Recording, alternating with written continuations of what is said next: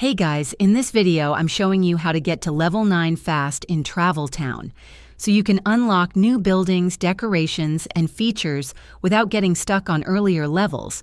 First off, complete daily quests. These give a steady amount of XP and should be your first stop every time you log in. Next, build and upgrade high-level structures like hotels, monuments, and special attractions. These give big XP boosts when placed and upgraded. Here's a pro tip. Finish neighborhood tasks and missions. Each area gives bonus XP when you complete all required builds or upgrades. Don't forget to collect from your buildings regularly. The more coins and resources you earn, the faster you can build and level up. Also, use XP boost items if you have them. Some events or rewards give XP potions that speed things up when used on big builds. So should you feel stuck at a lower level? Not anymore. Just follow these steps, play smart, and keep expanding your town.